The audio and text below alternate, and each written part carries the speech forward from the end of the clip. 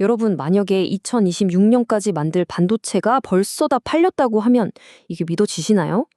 오늘 바로 이 이야기, 반도체 대장주 SK 하이닉스의 믿기 힘든 완판 신화, 그 속을 한번 제대로 들여다보겠습니다. 자, 보세요. 2026년 완판. 이게 그냥 제가 쥐어낸 말이 아니고요. 한 증권사 리포트 제목이에요. 딱 두 단어죠? 근데 이 두 단어가 지금 반도체 시장이 얼마나 뜨거운지 정말 전례 없는 상황이라는 걸 그대로 보여주고 있는 겁니다. 아니, 대체 어떻게 한 회사가 앞으로 2년 동안 만들 물건을 미리 다 팔아버릴 수가 있는 걸까요? 정말 궁금하지 않으세요? 오늘 그 질문에 대한 답을 한번 같이 찾아보려고 합니다. 자, 그 해답의 첫 번째 실마리는요, 바로 지금 우리 시대를 완전히 뒤바꾸고 있는 기술, 바로 AI 혁명입니다. 여기서부터 시작된 그야말로 어마어마한 수요 때문이죠.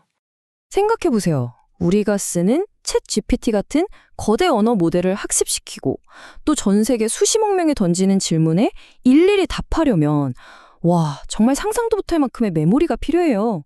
AI는 말 그대로 메모리를 먹고 사는 괴물 같은 존재가 된 거죠. 그리고 이 엄청난 수요의 한가운데 바로 HBM, 고대역폭 메모리가 있습니다. 이게 뭐냐면요. 쉽게 말해서 AI 두뇌 바로 옆에다가 데이터를 저장하는 초고층 주차 타워를 지어놓은 거라고 생각하시면 돼요. 필요할 때 데이터를 1초도 안 돼서 바로바로 꺼내 쓸 수 있게 말이죠.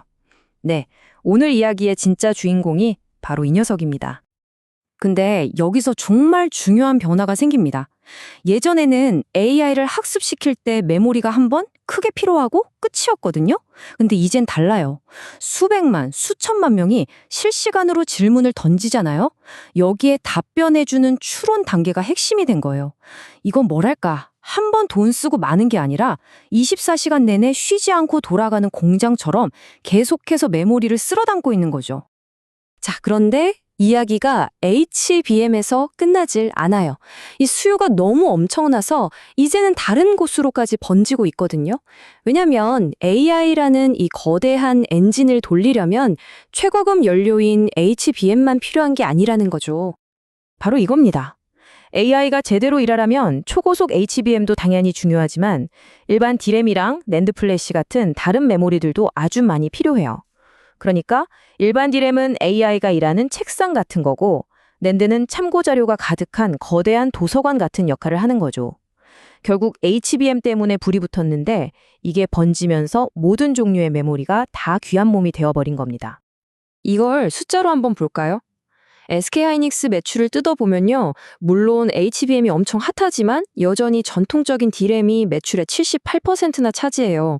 이게 뭘 의미하겠어요? AI 붐이 HBM만 띄운 게 아니라 회사의 근본적인 주력 사업 전체를 그냥 확 끌어올리고 있다는 뜻이죠. 자, 이렇게 사려는 사람은 줄을 섰는데 팔 물건이 부족해지니까 시장의 룰 자체가 완전히 바뀌어 버렸습니다. 예전과는 게임의 법칙이 달라진 거죠. 예전에는 어땠나요? 반도체 회사들이 이만큼 팔리겠지? 예측해서 물건을 만들었어요. 그래서 경기가 안 좋으면 재고가 쌓이고 가격이 폭락했죠. 이게 바로 구매자 시장이었어요. 근데 지금은요? 정반대입니다. 고객들이 제발 물건 좀 달라고 몇 년치를 미리 돈 내고 주문을 해요. 취소도 안 돼요. 완전히 판매자 시장으로 판이 뒤집힌 겁니다. 한 증권사 리포트에서도 딱 이렇게 말하잖아요. 수요자 위주에서 공급자 중심의 시장으로 빠르게 재편되고 있다. 네, 이제 주도권이 완전히 판매자, 즉 SK 하이닉스 같은 회사에게 넘어온 겁니다. 고객들이 2년, 3년 뒤 물량까지 미리 확보하려고 줄을 서는 시대가 온 거죠. 시장이 이렇게 근본적으로 바뀌었는데 그럼 월가의 분석가들은 어떻게 반응했을까요? 당연히 난리가 났죠. 다들 부랴부랴 SK하이닉스의 가치를 다시 계산하기 시작했습니다. 그 결과가 바로 이겁니다. 한 곳에서 65만 원을 부르니까 다른 곳에선 아니야 70만 원은 가야지 하고 또 다른 곳은 무슨 소리 73만 원도 부족하다 이렇게 된 거예요.